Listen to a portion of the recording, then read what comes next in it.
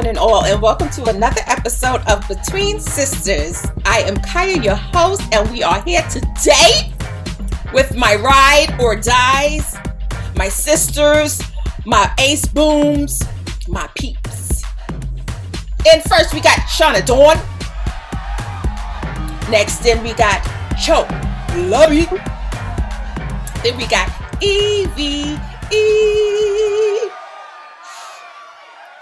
Oh, Keisha's not here tonight, but we wish you well and we hope you feel better, Pumpkin. All right. Well, all right. We are off to a very interesting start today. You know, there's a lot that's going on in the news. And before we even go to the juicy, gossipy stuff, I think we should start off with DMX. What say ye? Yes. DMX has unfortunately overdosed and is in the hospital on life support, and he has the entire world praying for him. That's how you know that, you know, we just like, not today, Satan. You're going to have to get thee behind, and he going to have to come out. So what did you think when you heard the news? Well, I think because like even despite all of his past quote unquote sins, that man can say a prayer like nobody's business. He can say a prayer.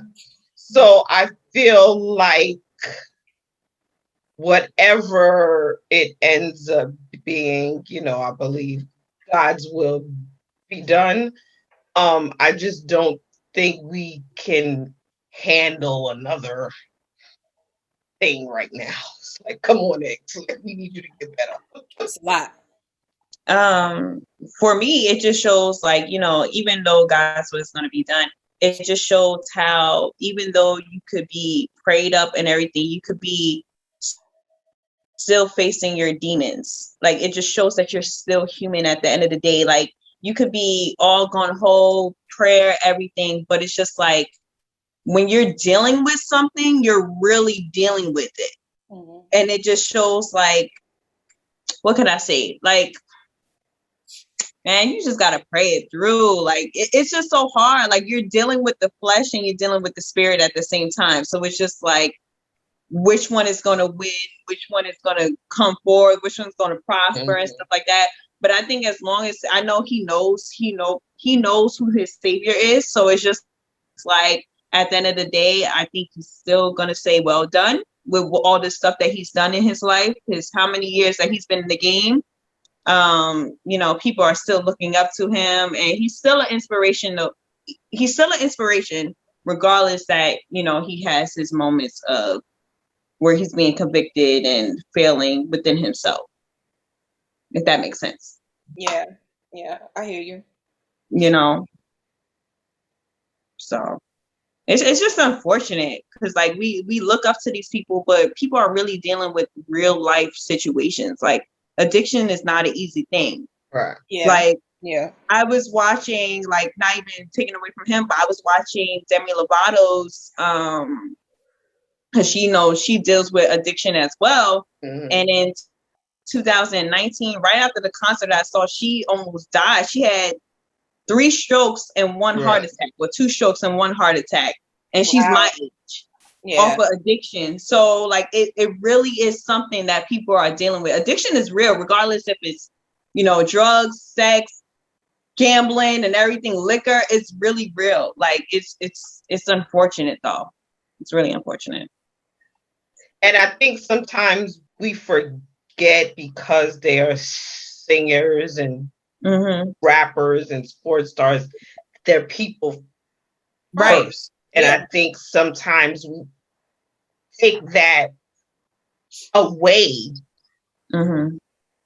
when they are famous. And I think we all must say they are people first. Mm-hmm. And like, actually, even though they're like bowling at the same time, but it's just like, actually, I look up to them because it's just like, they know who they belong to and stuff like that, but they're still not, you know, saying that they're not human. Like, this is stuff that everyday people go through, regardless of if you're famous or not. So it's just like, you know, we all face our demons, regardless if it's addiction or something. Like, we all face our demons, regardless at the end of the day. If he pulls through, and he pulls through with his senses intact, meaning that there isn't any major damage to his brain, I need Pastor Earl to finally come out and be Pastor Earl to the world, because DMX can give a sermon. Oh my gosh! Yes. Yeah. He can give a sermon. He can make you whoa. Like, I felt that one. I need, if God, I need a prayer cloth after him. Like, God brings him through this with his mind intact, I need Pastor Earl to recognize his true calling. Because boy, oh boy, does he have a testimony to share with the world. I know that's right. What you say. You see we can see that DMX clearly has a light. Yes. That light is with him. Definitely. Through all of his adversities, with his struggles with addiction, which I'm sure his addiction is led by depression. We see him, we've seen him overcome. And each time you hear him, you still hear that he is faithful. He has faith. Always. Faith. I just pray that he does make it through. Yes. Definitely. You hear, because we've been hearing so many different stories. 1 minute is, he's not doing well. Next minute he's in critical. So I don't know what the true status is, but I do pray that he comes out of this, and I pray that he comes out with his mind. No brain damage, because again, I don't know how severe, any damage has been to his brain or not, but I pray that this man can come back and continue to share with the world, but share with the world in a different way than how he has been sharing. And it's crazy that he was introduced to cocaine at 14 by someone. He was introduced at 14 by somebody lacing him, that he called his mentor. They laced his weed, and he said, that's when the monster came out. That's when I got addicted, right at 14. So it's just the fact that he was still here to this day is a testimony and a miracle within itself. True. But one of the things that I was thinking because I love DMX. I love him as an artist. I love him as an actor. And he was just on Verzuz. He just got his flowers. He just got his flowers on Verzuz, and everybody was hyping. It was just like, X is here. Even though he had to sit down because, he ain't the little skinny X that he was back in Romeo Must Die, but he was X. You know what I'm saying? And the fact that he was given his roses, a few short weeks ago, and now he is where he is. And I don't know if you saw the video that I had posted, like it was like a parade in outside of the hospital. Yes. And it was just like I'll probably be out there too. New York, we love our own. Especially if they played him praying. They played him praying. Yes. Let me tell you something. They played him praying. Pastors were sharing it. Pastors were praying for him, and everybody knows that he has that thing. Like all of y'all, he has that thing where he's anointed. They had a whole intercessory service. It's like when Paul said, even when I try to do good, evil is always present. So they battle those demons on a daily basis. And I don't, I'm just going to say it like it is. R. Kelly, he's anointed, but he battles demons. You know what I'm saying? His demons, get him locked up. In trouble, right. His demons ain't like X's demons. Right. But everybody has them. And if like I think Tashira was his